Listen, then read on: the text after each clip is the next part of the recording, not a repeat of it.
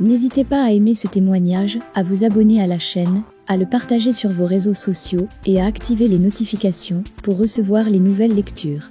Merci beaucoup et à bientôt. Je trouve toujours fascinant et intellectuellement stimulant de me souvenir d'elle, de cette expérience.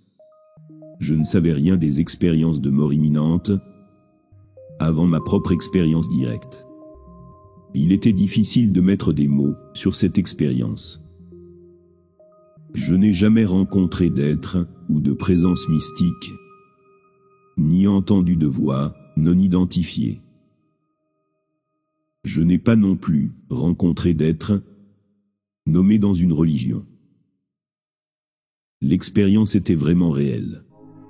Mais toujours ça va dépendre de ce que vous entendez par réel. Car cela a confirmé que croire en la science est important. Après l'expérience, je n'ai aucune capacité psychique. Je suis athée.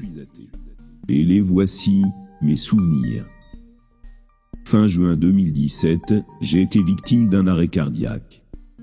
Et sur mon lieu de travail, j'ai été transporté en ambulance dans un hôpital voisin où les médecins ont découvert que mon artère antérieure gauche était bloquée et qu'ils voulaient insérer un dispositif par le biais d'un cathéter inséré dans mon artère fémorale. Ils m'ont laissé allongé sur la table d'opération et l'opération a commencé. J'ai peut-être eu une anesthésie locale, mais j'étais conscient pendant l'opération. La pièce était assez bruyante et animée. Ils ont couvert la zone sur laquelle ils travaillaient avec un tissu, mais je pouvais voir la gaze, avec du sang dessus, être enlevée. Et j'ai décidé de détourner le regard de la zone sur laquelle ils travaillaient. Je suis sensible au sang. Et il y avait une horloge sur le mur derrière moi, et j'ai décidé de me concentrer sur elle. Depuis l'horloge, j'ai regardé chaque minute s'écouler. Soudain, j'étais dans un endroit différent. C'était une grande salle avec de longues rangées de tables. À chaque table, des gens en blouse blanche faisaient des shows scientifiques, regardaient dans des microscopes, manipulaient des tubes à essai et des balances. Prendre des notes et parfois avoir des conversations. Ils portaient tous des blouses blanches. Mais, en regardant leurs cheveux, leur maquillage, leurs lunettes et d'autres détails, ils ressemblaient à des personnes des années 50 ou du début des années 60, au XXe siècle. Cependant, le rapport homme-femme était si bon qu'il était difficile de croire qu'il s'agissait d'un institut des années 50. Les sexes étaient presque également répartis. Il n'y avait pas non plus d'ordinateur portable ou d'autres appareils électroniques. Je suis entré dans la pièce avec eux. Je me suis tenu à une table et j'ai observé, mais les gens ne m'ont pas remarqué et n'ont pas interagi avec moi non plus. La scène était relativement calme, mais pas statique.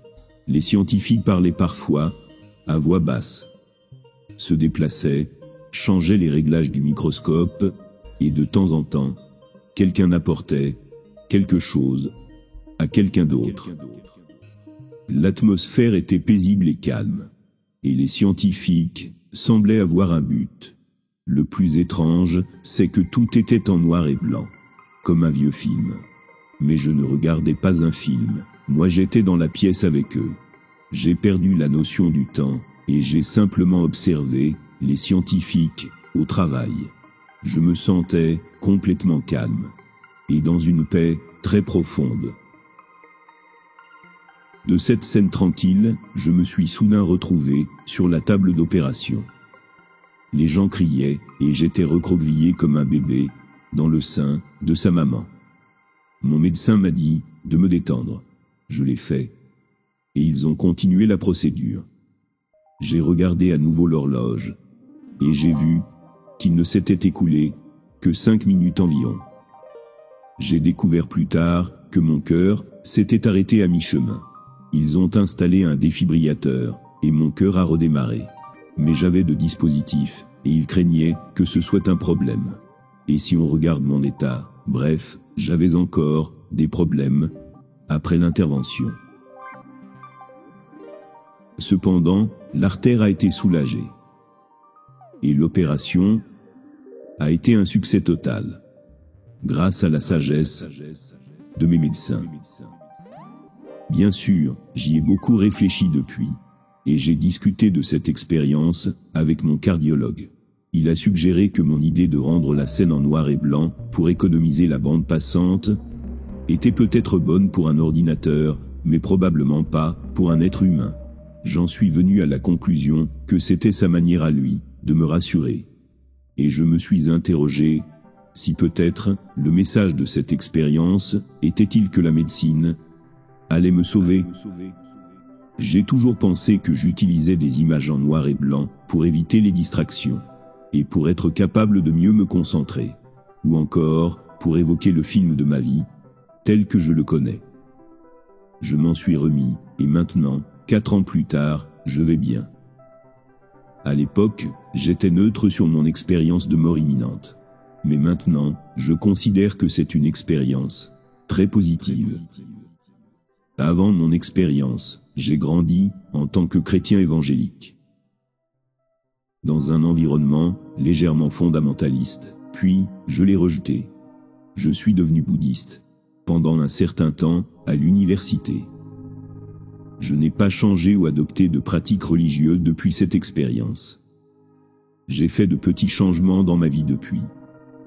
Je pense que cette expérience m'a donné plus de confiance et une meilleure compréhension de ce que mon cerveau et mon corps sont capables de faire.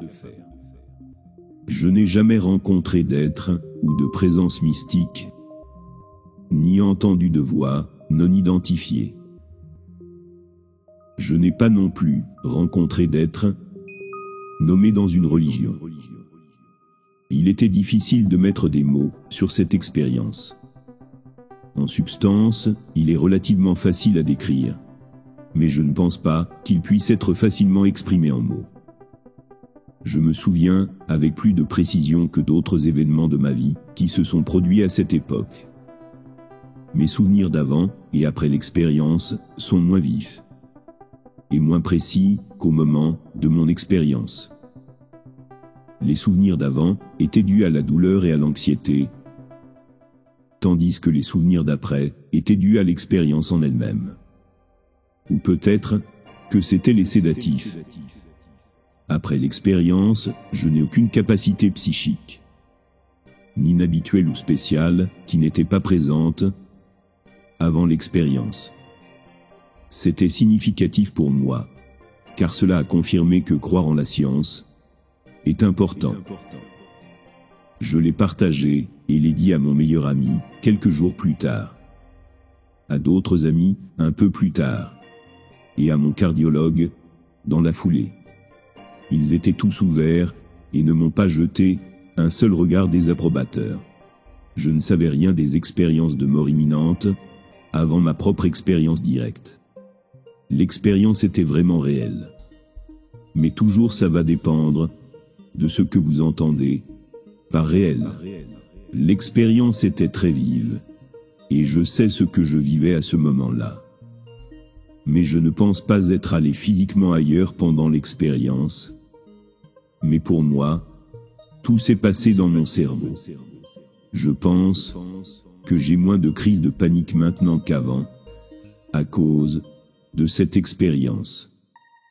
Je trouve toujours fascinant et intellectuellement stimulant de me souvenir d'elle. Je suis athée. Aujourd'hui, tout ce que je souhaite, c'est que la paix puisse régner sur la terre, rayonnant depuis nos cœurs, de cette façon, de cœur à cœur. Puisse la paix régner sur terre, du fond du cœur. Que la paix règne sur toute la terre. N'hésitez pas à aimer ce témoignage, à vous abonner à la chaîne, à le partager sur vos réseaux sociaux et à activer les notifications pour recevoir les nouvelles lectures. Merci beaucoup et à bientôt.